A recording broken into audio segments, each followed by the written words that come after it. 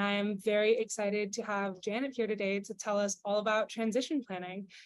So right before we let Janet get started, we're actually going to have Erin and Kim have a little discussion with us about really how important it is to be having these conversations, how we can do them in a way that is safe and comfortable for everyone involved. A lot of these include very sensitive topics, especially between family members. And we wanted to give everybody the opportunity to kind of acknowledge that and maybe get a little pep talk before we get into some of the harder aspects of this. So I will hand it over to Kim and Erin so we can get started. Thanks, Sam. We appreciate it. Well, we're really excited to be here and to have Janet, you joining us again.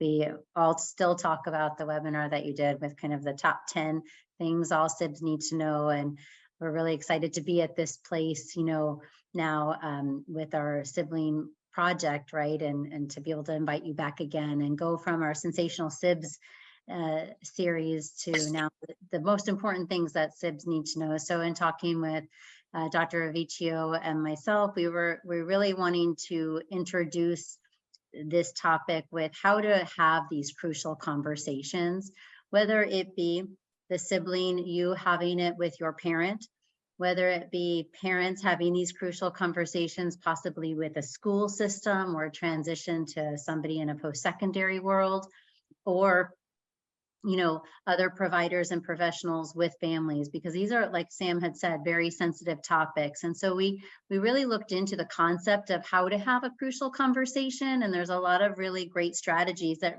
come out of business management, really, and organizational behavior management to ensure that our Sibs and the professionals working with our adults with autism have the tools they need, and our parents do too, on how to start those really difficult conversations so they get the information they need in order to plan for the future.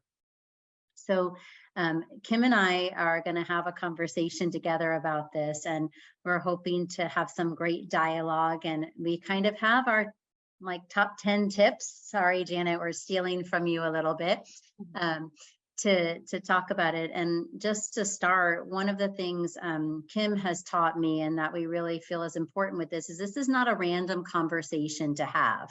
No matter what the topic is that you're going to have with your parent, if you're a sibling, professional, the school district, etc., this is something that you want to set a very specific time frame for. So we're really looking at making those appointments and formalizing this process, even if it's in your living room, right? That it's not a flyby type of in passing conversation. It's setting the time and to have this really important conversation.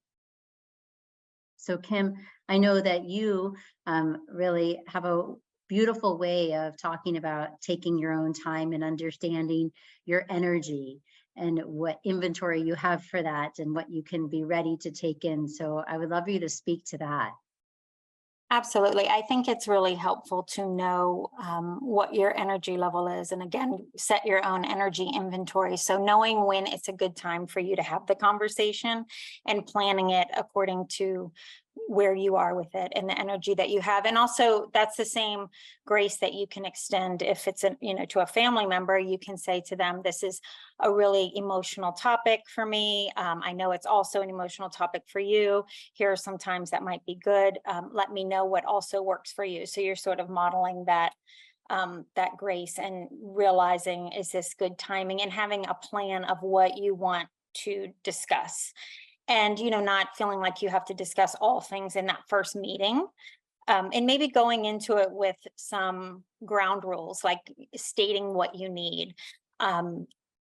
This is really difficult for me. It's really emotional. It's a stressful topic for me, or an emotional topic for me. I need to be able to say how I feel in a safe place without judgment. I need my feelings to be accepted.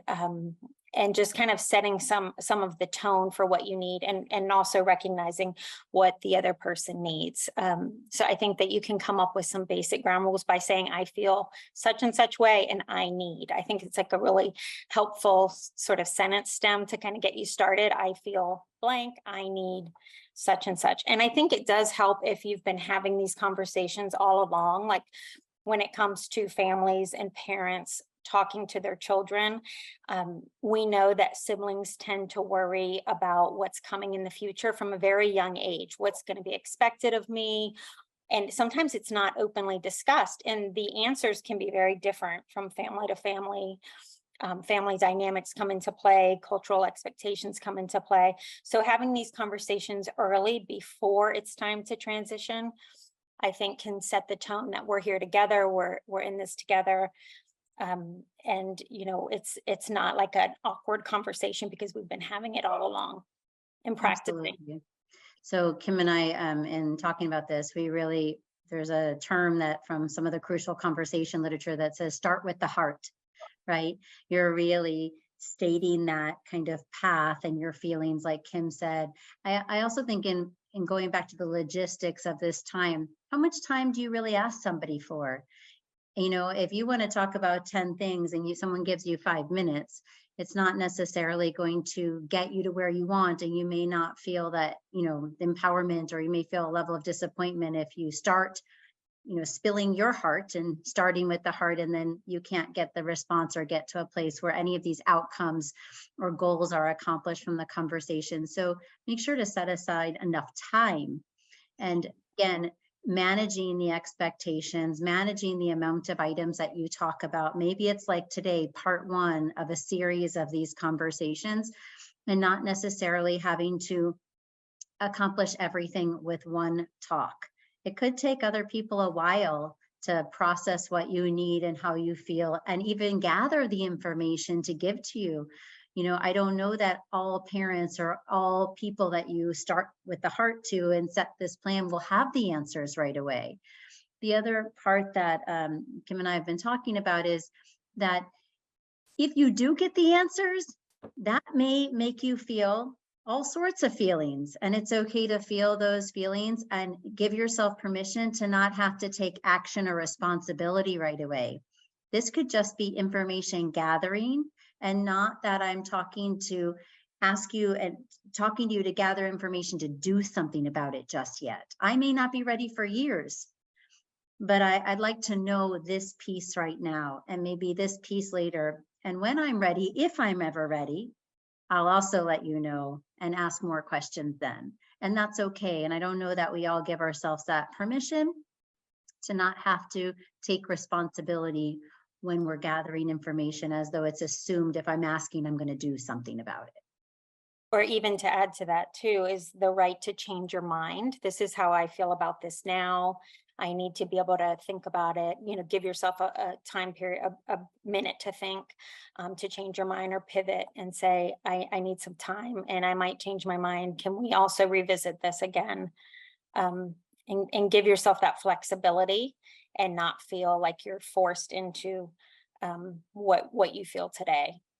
And I think Kim, and you mentioning kind of talking about this from the beginning, one of the things that we want to talk to you all about today is being able to feel comfortable with asking for help before you need help.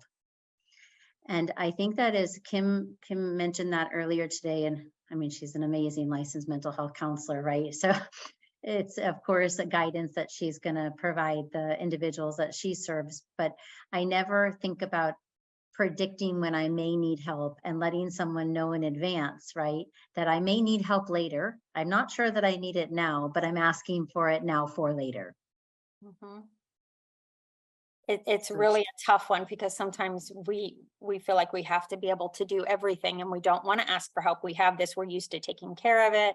And I think along those lines too is, you know, if we're a parent talking to a grandparent or, you know, someone else in the family that really isn't familiar with autism or understanding what's needed, is sharing resources and not feeling like you have to take the entire responsibility of training everyone around you. Same for siblings, right? As the sibling, it is not 100% your job to train loved ones or to train other people that are in your life or your siblings' life. You may share resources. You may let them know that Els for Autism or the Autism Science Foundation are having these webinars or having these trainings, and allow them to take the responsibility to educate themselves and to learn. It's not entirely your job to also be the teacher and the trainer.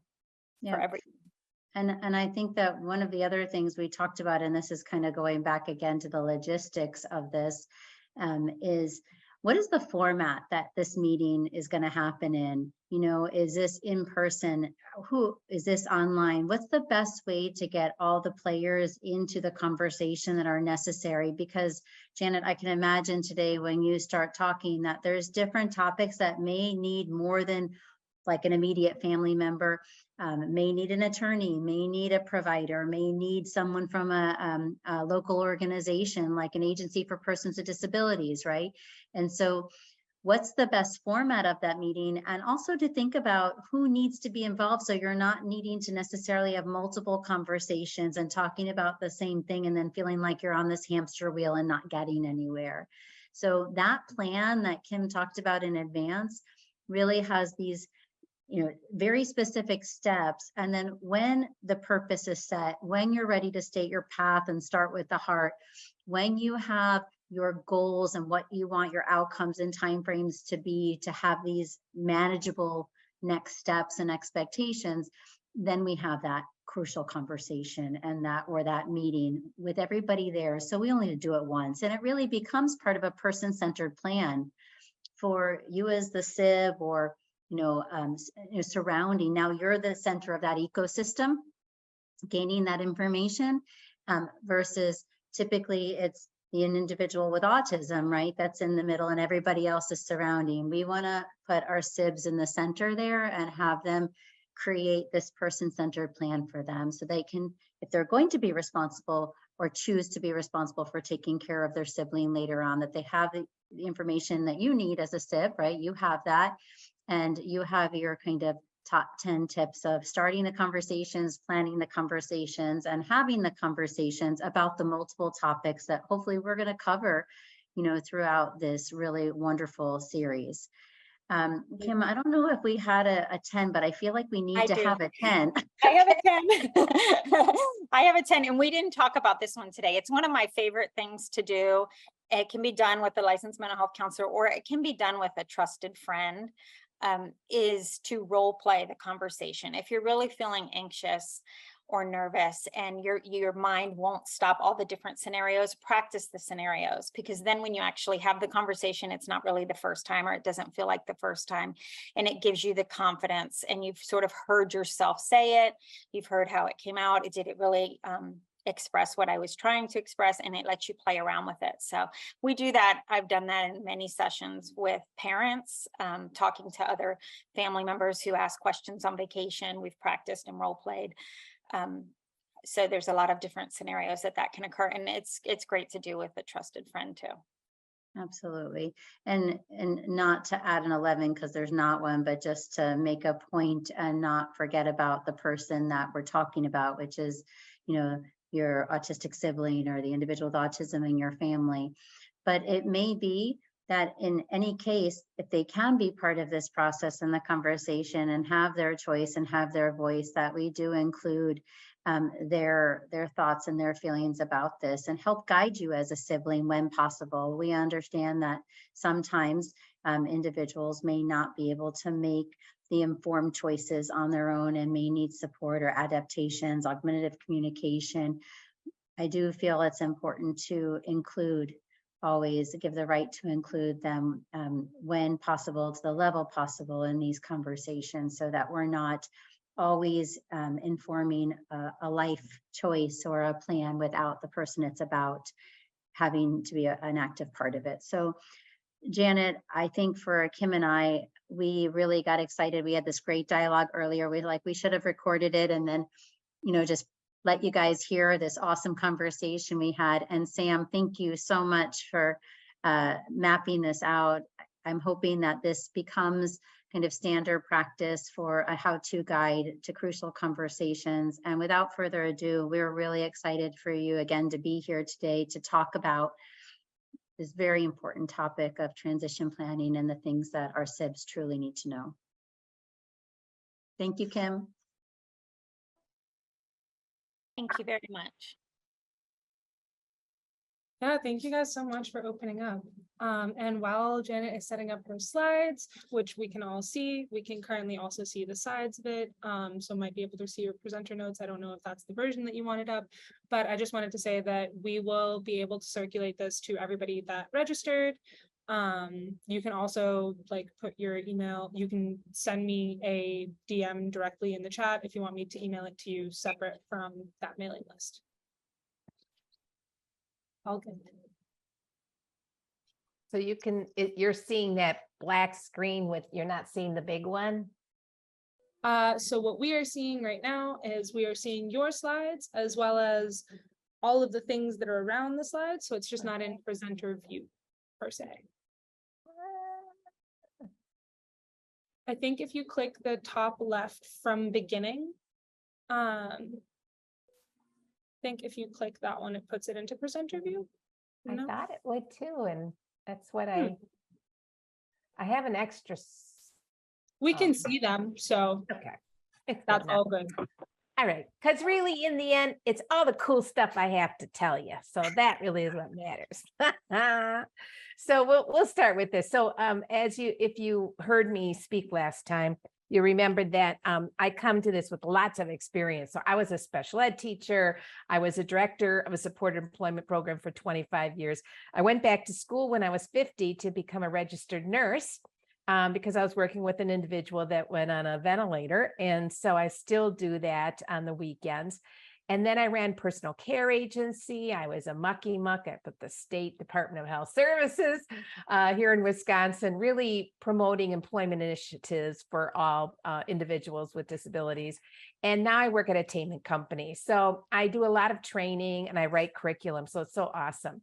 So what we're going to be talking about is really thinking about planning for the future. So when we're thinking of actually developing a transition plan, I'm going to give you some ideas of what you might want to think about with that, what role you might be playing in that. We're going to just briefly talk about guardianship, but indeed that's a more technical conversation, talking about eligibility and vocational rehabilitation, which is really important to get connected to for all employment services. And of course, there's also post-secondary opportunities I'm going to share. We'll talk a little bit about ABLE accounts just briefly, but there are some legal matters, of course, and Social Security, health benefits, and then jobs and opportunities and what might be available for the individual in the post-high school. So we look at this transition, from high school to adulthood, and it's a scary time really because, in high school, so much is provided and offered the students, but once they get into adulthood and leave school, that service system is kind of unique based on each state, good or bad based on that state or maybe the city you live in or the county you live in. So we still have these words. We still have the IEP or the PTP, which is what it's called. We have this alphabet soup, PTP is post-secondary transition plan. IPE is what Voc Rehab uses. PCP and ISPs are what people use in the adult service system, but you're going to see other terminology as well. So the whole idea is a plan. So that's really what we want, is thinking about developing manageable goals and how you're going to go towards those goals. So let's talk about transition from high school to adulthood. So when you're in about that 8th and 9th grade, that middle school time, the students still going to be doing some basic academics, but again, you want some of that to be real life situations. So if they're doing mathematics, and it depends on the skill level of each student, of course, but because some might be doing algebra and calculus, who knows, but others are going to go, how do I just count money? And how do I have a checking account? And what does all that mean, that financial literacy? And then also understanding who I am, what is my disability, and what kind of accommodations might I need because of that disability? What are some impact on my learning because of the disability? Sometimes I'm telling you, it's interesting, but that is skirted around. Even just talking about what the person's disability is or how that impacts that student's life, doesn't always get a direct conversation. So it's learning self-advocacy skills. And they talk about this in all transition planning, is for that student to learn how to advocate for themselves and becoming more independent that way, and having a job, going on to school if they are able, or getting some kind of additional training, and then living in their community. So all of this is really important to start be thinking about in that middle school. Now, grades 10 and 11, they're going to be doing that whole career exploration. What's out there for some post-secondary training? Now I want to make sure vocational rehabilitation is involved with my life, because they can offer me pre-employment transition services. And we talked about this last time, but I'm going to have a slide about that to explain that more. But it is federal law that requires schools and voc rehab professionals to come together, collaborate together, to have students while they're still in school to get these employment skills. And one of them is really critically important. It's that whole career exploration. What's out there? What's possible? So if they're going to graduate in 12th grade, some students will, some won't. Then you want to make sure you're getting work experience. You're continuing that career exploration. You're continuing to now apply for schools. You're going to be turning 18, and I have a whole list of all the things that might be ideas of what you want to talk about when you're 18. But one of them, of course, is Social Security changes from youth to adult. You would be eligible now from children's services to long-term care adult services. That's those Medicaid services are called different things in different states. You're going to want to have an attorney to have conversations about the benefits, services, guardianship once someone's 18. Now, some of the students are going to be continuing on into that post-secondary, 18 to 21 or 22 some states. Janet, So that's real quick question. I don't know if you've been meaning to move through your slides or not, but we're still on the title slide. I just wanted to I check. have been moving slides. Oh, no. So this is so weird. So I think, okay, so I'm going to unplug my extra there. So now can you see the slide I'm on? We are still on the title slide over here. Okay, I'm going to go out. Okay, I stopped the screen share. Usually I'm pretty good at this. There's no way to be perfect There. at the whole Zoom Is that situation. good? Yes, now we can see where we Yes. are. Okay. Okay. This is a lot more. I had followable. extra Awesome. screens. Yeah, I had extra screens, because I always have like. Yeah. Got But, you. okay, so then, so I'm so glad you stopped me. Thank you. So, so the 18 to 21-year-olds, and that's the whole where you're focused. If the student stays that extra 1, 2, 3, 4 years, then the focus is usually on those daily living skills and on employment. And that's what you want to make the best use of that time for. So the road leads to jobs and daily living skills. So all transition plans should include measurable goals that's age appropriate, whether middle school, high school, or post-secondary. And it should always include employment and independent living goals. The student and family should always be at those IEP meetings. And even as a student is able to actually run their own IEP meetings, of course, that doesn't always happen.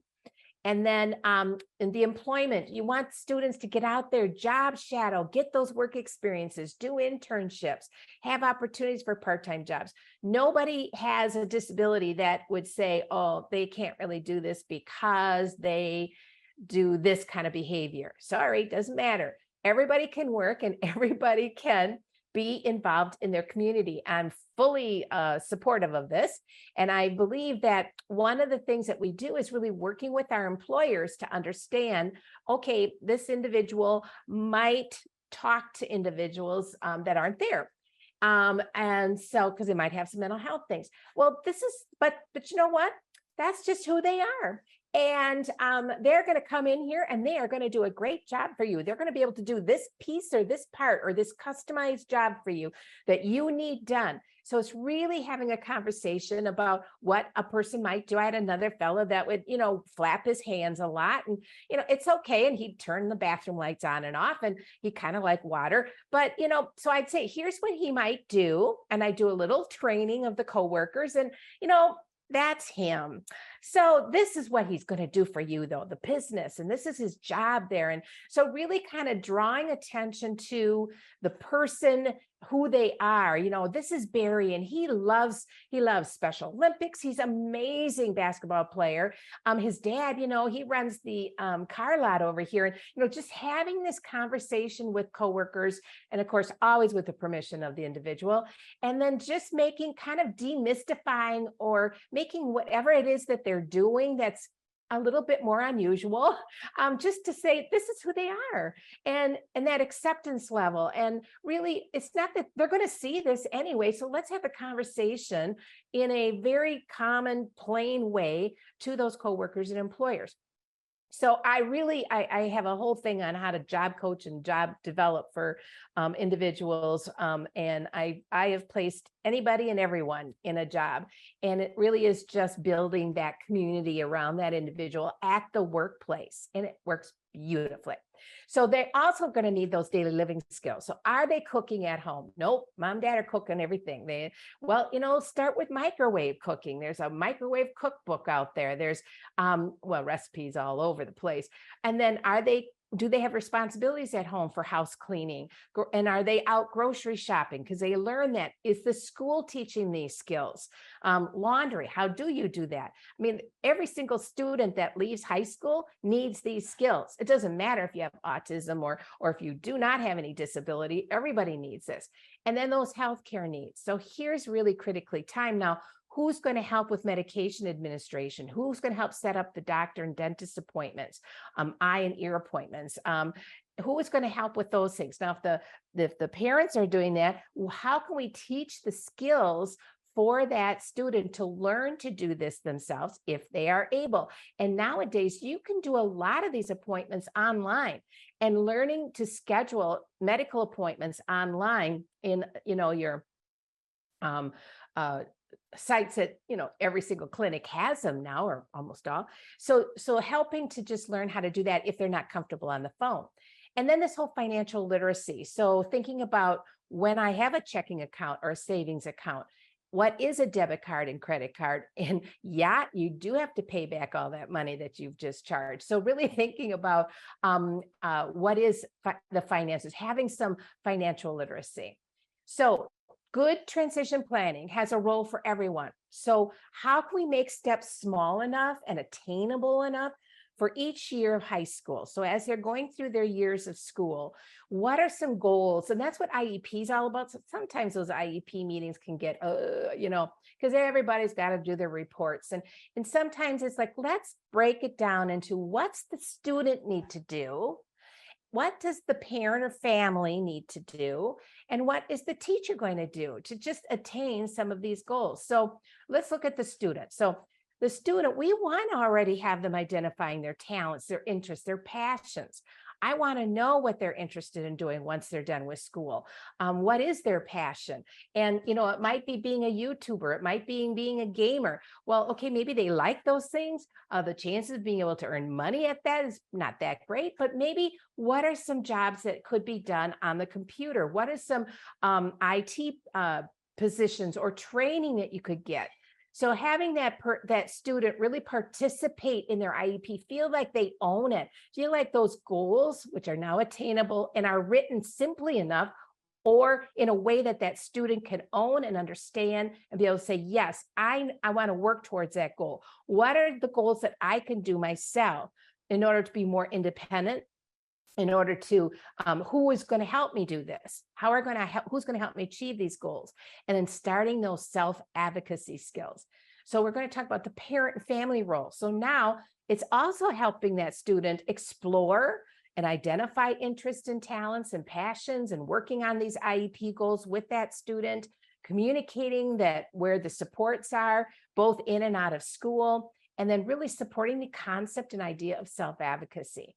So then that teacher is going to be, and the teacher actually has to document all of their responses to the IEP goal. So they're actually going to do the same things, but they need to actually create and document in the IEP, wherever that documentation is put for that school district. So really, it's just identifying what are some activities, what are classes that student might need if they have this goal. If the goal is working on computers, then what kind of classes might they be able to take still in high school or at the technical college or at the university?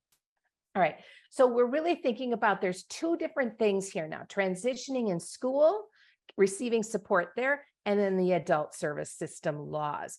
So in high school, a student, once they have an IEP, in other words, a disability has been determined, they are entitled to receive services for free based on their IEP goal, and that's required by IDEA, the law.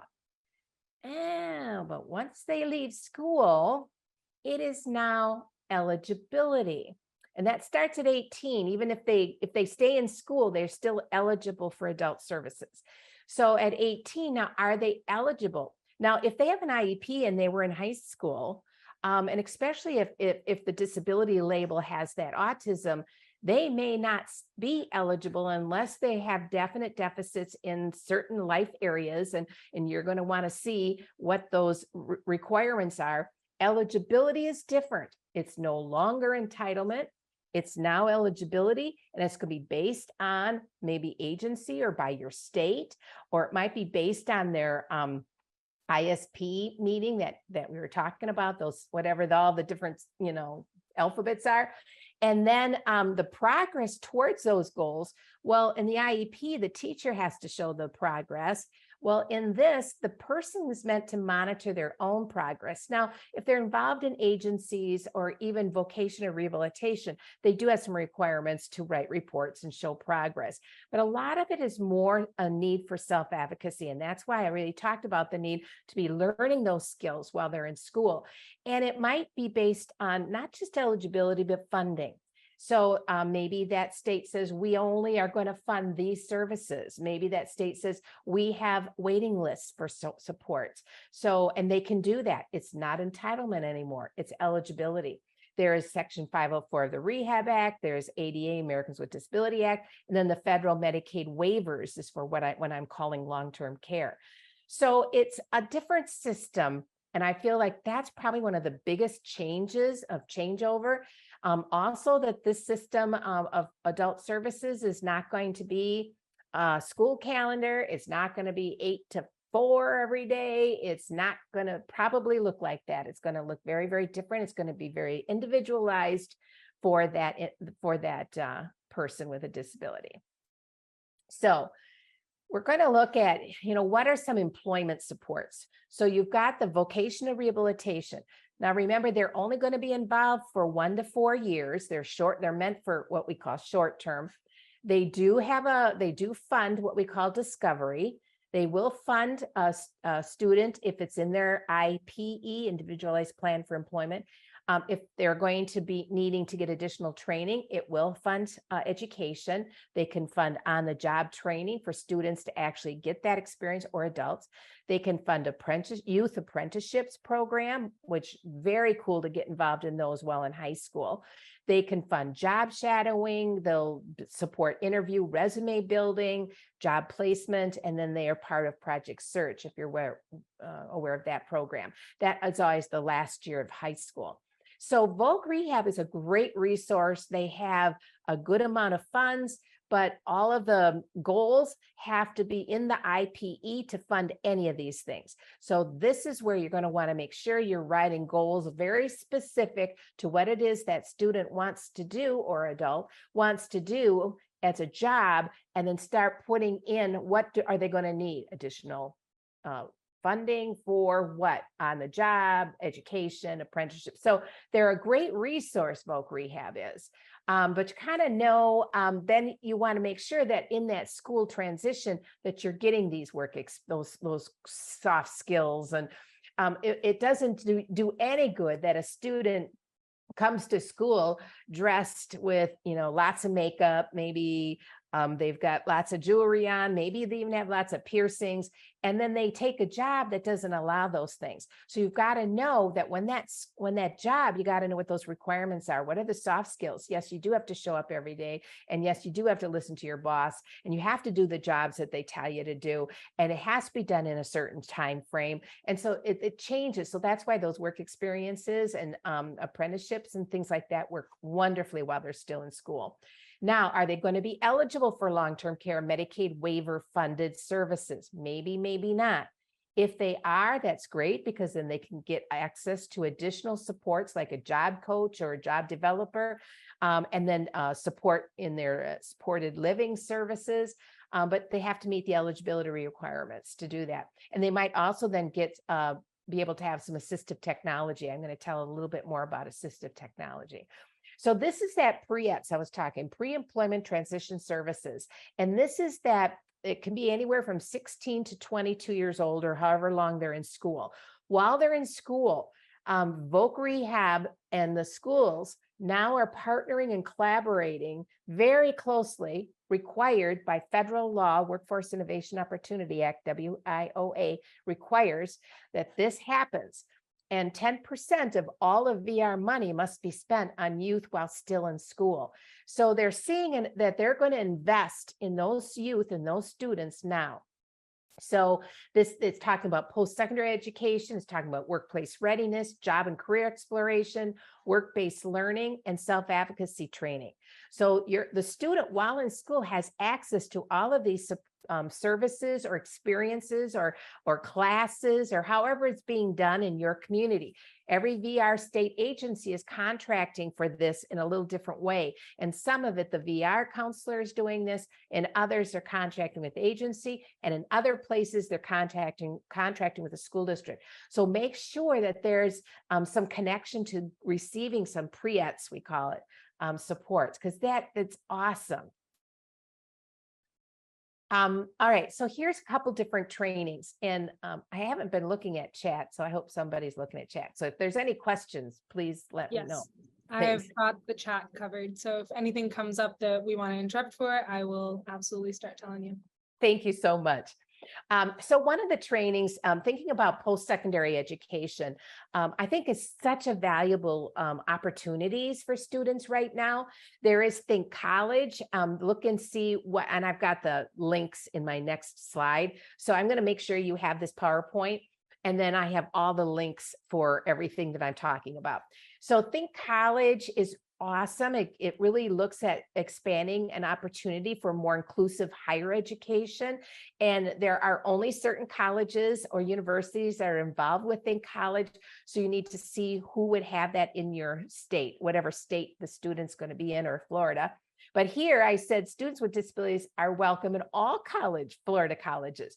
Florida Department of Ed is committed to really a full inclusion. And you're going to find this across the country. When students are going into technical college, even at the university level as well, both of those will have disability services that are mandated federally to say some are going to have a lot, some are going to just have a little, but it depends, of course, on the school. So it's worthwhile to look at what opportunities might be within each of the different technical colleges or universities that would be able to provide some additional supports. It might be just supporting the student to go to classes, helping with note taking. It might be longer test time. Some of the things they might already be doing in high school accommodations, but it might be other things, so really thinking about what might be helpful for that student. And then it isn't just colleges and technical colleges or universities. There's also a lot of training programs. And one of them was that youth apprenticeship I was talking about, really thinking about apprenticeships for the youth, but also thinking about our healthcare system. Huge need in healthcare, and really think about even careers in that. There's a lot of technical college careers, 1- and 2-year programs, whether it's physical therapist assistant, occupational therapist assistant, but CNAs, certified nursing assistants. Every state has a shortage of CNAs. And so there's such a need for that. American Red Cross has classes, and a lot of these classes can be taken while they're still in high school, and they may need to take it multiple times. There may be an accommodation if the test needs to be read to them. There might be ways to make those accommodations. And then getting work experience by working in a nursing home, doing non-CNA work, which is non-hands-on work. There's a lot of jobs within nursing homes and assisted livings and hospitals and clinics that don't require this certification. But getting licensed and moving up into the healthcare field, super good idea if there's interest in that area. So here's just a couple resources. This is one on IDEA. This is a transition guide. And then I was talking about getting some work experiences in high school, learning to really create a career portfolio. Hopefully the teacher is working on these things. If not, it's like, are you developing a career portfolio for that student? And it can look different for a lot of people because it can be video resumes as well. And then there is also the National Parent Center on Transition and Employment. But there's those think colleges across the whole United States. There is the link for technical college disability services. You can go to your state and then find out which technical college services, which ones have those services. Well, they'll all have something. And then there's that CNA course that American Red Cross provides across the whole United States. And then there was specifically the Florida Student Disability Services link for higher ed. Now, here's that financial literacy. And we want to just talk briefly about that because this is another whole thing, but this is really awesome. So it's really an opportunity for family to set aside money for that individual with a disability. In the past, if money was set aside, it would have had to put into probably the sibling account. It would have been your money. And so now, and because the person could only keep $2,000 in their savings, and that's really not changed much over the last, 15 years, I think. So now they set up ABLE accounts. These will not impact their Social Security benefits. It can be put in their name. It can be up to 100,000 each year. You can add to it. I think it's about 15,000 a year can be added to it. And it's exempt from that whole Social Security eligibility. This is huge. And it took a lot of advocacy to get this passed through the feds, but it can be used for education, food, housing, transportation, training, assistive technology. You can see almost anything. I think technically it's not supposed to be used for vacations, but on the other hand, it talks about quality of life. So maybe you could talk about how we'll improve health by going to Florida on the beach, but or maybe they can use that money for their housing and then save up the money for that fun trip. So it really is thinking about being able to set aside. Grandparents want to give money and give those financial gifts. Before it was no. Now, yes. So every state does not have ABLE accounts, but it doesn't matter. Wisconsin doesn't have them, but we can go to Minnesota or Iowa or Illinois. We can go to any state in the United States and have the ABLE account set up. And now with electronic ways to set up accounts and deposit money, this can be done. So this is super cool. It works easier than the special needs or those pooled trust accounts, but there are other trust accounts that can work too. So it's not that you can't do those, but this is it's a pretty simple process. Now, the catch is that money is only belongs to that person. There's no inheritance with this money. So if that person should pass away, that money will go to the state. That's the whole idea. And if it earns income, it is not taxed. So I think that's the idea. They're letting us do this, but then it's meant for that person only. So there is that. Okay. So as you know, guardianship at 18 has to be done. So we have to think about what does the parent or family need to do. You need to establish this guardianship. You can also get, before I go to corporate, you can also get successor guardians. So if the parent is the guardian, then you need to go to court as a sibling to be a successor guardian. So if your parent passes away, then you would then take over guardianship. Or if your parent becomes incapacitated, has dementia, you then will already have the court. It has to be done in court to be a successor guardian, but then you can be that backup guardian and act very quickly then as needed. So being guardian and successor guardian, it does require some court action. And then there's also corporate guardianship. So there are companies that are guardians, and for people that maybe that doesn't have family or any family that are able to be a guardian.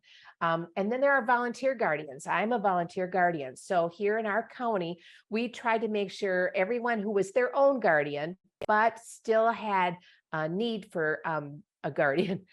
It's hard to explain, but not everybody gets a guardian. You don't automatically have a guardian at 18. You have to go to court to be a guardian. So many people in our system here in Dane County, Wisconsin, didn't have guardians. So we went out to look for volunteer guardians, and basically someone who knows that individual, cares about that individual, and then helps provide that oversight of services that they're receiving. So this, I don't know anything really about two types of guardian, except that you have the guardianship for controlling finances and the guardianship for personal needs, and or both. So you're full or limited. But this takes an attorney. You have to get an attorney for the volunteer guardianship. I can't remember if we had to have some attorney papers, but I didn't have to pay for that. So I'm not quite sure how that worked. It's been so long. Okay, so 18, what does that mean? All right, one person can vote. So it's important to know where they vote, how they vote, participating in voting, super important. Now they're able to sign contracts. Now, if they don't have a guardian, then they are legally bound by those contracts. Now, you could probably go to court if there was a contract signed by that individual and the individual didn't understand what they were signing. But if they did understand what they're signing, they can sign legal contracts. They can apply for credits. You might want to, high school students, seniors get tons of applications for credit cards, and you're really going to want to watch what comes in and that doesn't go out. All males 18 to 25 are required to still register for selective service. I looked it up because I wasn't sure you still had to do that, but I think you do. And so, of course, you can say I have a disability. I'm not eligible. And now people don't really, I don't know how that's all done anymore. But anyway, you'll probably have to ask. So Social Security benefits. So now at 18, so you were in children or child Social Security benefits before 18. And those eligibility requirements are different than adult Social Security benefits that start at 18. They're not hugely different, but let's say someone had ADHD or had a disability that was considered more mild. They may not qualify then for the adult Social Security benefits. It depends. So, and then you also want to look at setting up a rep payee. So maybe the parents were getting the Social Security benefits prior to 18. Now we got to, it's not difficult to be a rep payee. You just need to set it up with Social Security.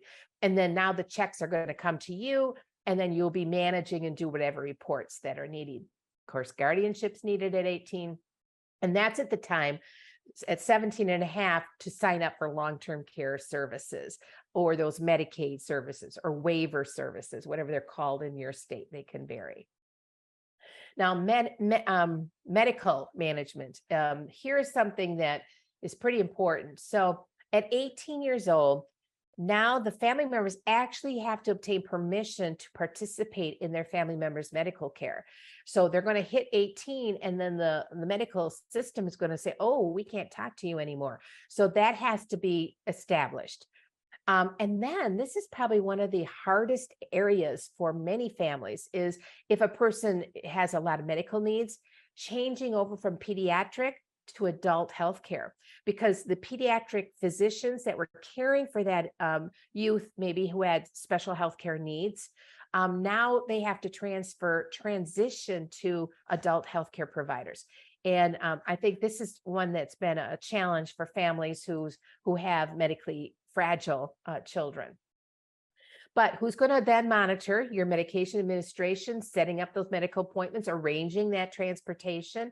And then if the person gets any kind of nursing care, I'm a private duty nurse, so I can only work with 18 and above ventilator dependent patients. So I am not ventilator dependent certified for pediatric.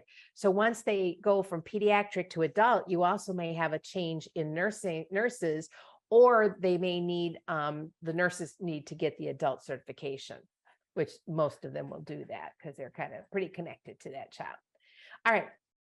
You know, Social Security. We've got SSI, supplemental security income. That's basically what the person has their whole life because they were born with a disability. They can only save up to $2,000, ridiculously small amount of money. They're earning. Now, here's the thing though, they can earn money. They're going to just lose $1 for every 2 that they earn after $85. Okay, so let's just say they earn $285. 85 is freebie, that's 200. 100 of their SSI check will go down, half of it. Now, that's fine because really they're still getting Medicaid. And that's the important thing because they're getting their health insurance. And because they're still getting Medicaid support, they're getting health insurance, they're getting potential services still that they maybe need, whether it's supported living or employment services. And they can go up to, it depends on the state. Some states are $45,000 a year. They're not going to have any cash benefits. They go to SSI 1619A to 1619B. B is only Medicaid, but that's great. And then there's some states who have Medicaid buy-in programs so that you could earn more. So SSI, there's a lot of options there. But in the end, yes, their SSI check goes down when they earn money. SSDI is something that they get from when they're an adult. So now if their parent dies or retires, they move from SSI over to SSDI, Social Security Disability. And so then, or they've been working for 10 or 15, 20 years, they're starting to earn it from their own.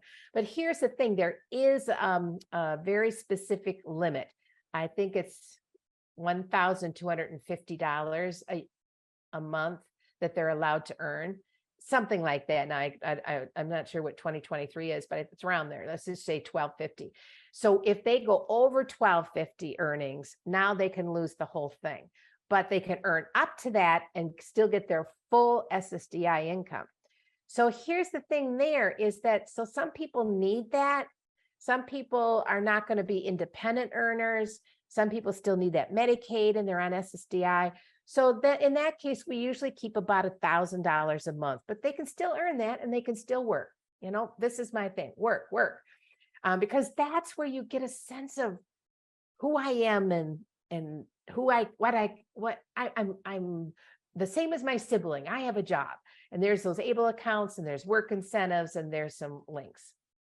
So here's some, because I see we're coming to the 6:30. So here's the thing. I wanted to give you some links. Here's Centers for Independent Living, job centers, a technical resource center, and then just examples of students working. Sometimes families go, well, my son or daughter can't have a job. Yes, they can. And I like to show people with more significant disabilities working as well. And then there is a really great free resource called Explore Work. There's a free resource on skills to pay the bills. It's awesome, free and a whole curriculum. There's work accommodations for employers if there's needed.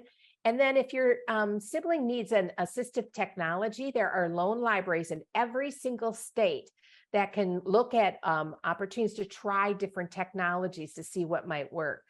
And there's a Whose Future Is It? The company that I work for, Attainment Company, created this curriculum, but you can get it for free, downloaded at this site. And then just talking a little bit more about self-advocacy and self-determination, because I truly feel like that's going to be such a key part of all of this.